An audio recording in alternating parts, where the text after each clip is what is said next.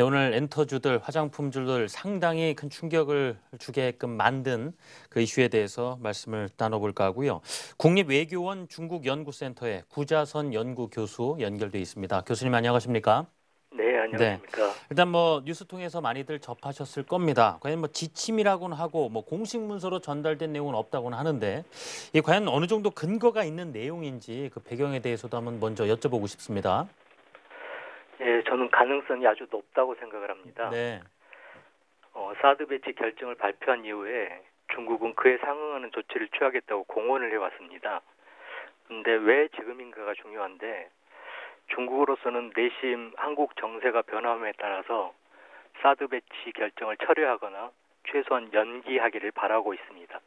그렇지만 현재 한일 군사정보협정에 대해서는 비판의 목소리들이 나오는데 사드 배치 문제에 대해서는 야당이나 시민단체에서 전혀 언급을 하고 있지 않습니다.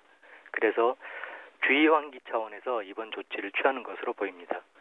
이런 목적이라면 굳이 공식 문서로 전달할 필요는 없을 것 같습니다. 굳이 공식적으로 말할 필요도 없이 주의한기 차원에서 이런 정도 발언만으로도 충분히 효과를 발휘한다.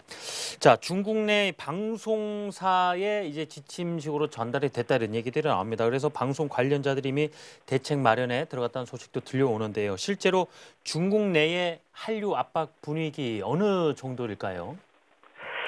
아직은 사드 관련해서 한류의 압박이 본격적으로 이루어지지는 않고 있는 것 같습니다.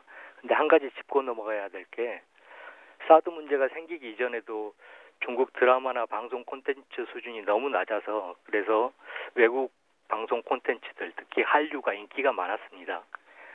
그래서 중국은 자국 산업 보호 등을 위해서 이미 오래전부터 한류에 대해서 조치들을 많이 취해왔고요.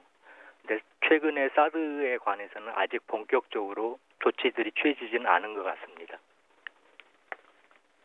그렇다면 어떻습니까? 지금 나온 지침만 보더라도요. 드라마, 영화, 예능, 광고, 여기에 뭐 위성방송, 인터넷 동영상 사이트까지 사실 총 망라됐다고 해도 과언은 아닌 듯한데 추가적인 규제 좀가 더 강화될 가능성도 혹시 열어둬야 될까요? 이 관련 산업의 영향이 상당히 큰 상황인데 말이죠. 이게 추가적인 규제는 네. 언제든지 가능한 상황입니다. 음. 이 사드 배치를 위한 부지 조성이라든가 아니면 사드의 실전 배치라든가 이런 단계가 높아질 건데 이 상황에 따라서 중국도 그 압박 강도를 상당히 강화할 것으로 보입니다. 특히 한류뿐만이 아니라 실제로 한국민들이 체감할 수 있는 분야들 이런 분야들까지 좀 대비를 해야 될 것 같습니다. 최근에 중국 사람들을 만나면 이런 이야기들 하는데요. 중국이 여행 제한을 하지 않아서 10월 1일 국경절에 요커들이 한국을 많이 찾았다. 그래서 한국이 이익을 많이 받지 않느냐. 그래서 이미 아마도 사드 배치가 본격화되면 한류뿐만이 아니라 여러 분야에서 압박이 들어올 것 같습니다. 특히 우리가 예상하지 못하는 분야에서도 압박을 할 가능성이 아주 높습니다. 네, 참 난감하군요. 일단은 뭐 관련된 쪽에 투자하시는 분들도 이런 기류를 세심하게 살피면서 좀 대응을 하셔야 되겠습니다. 국립외교원 중국연구센터의 구자선 연구교수였습니다. 말씀 잘 들었습니다. 예, 감사합니다.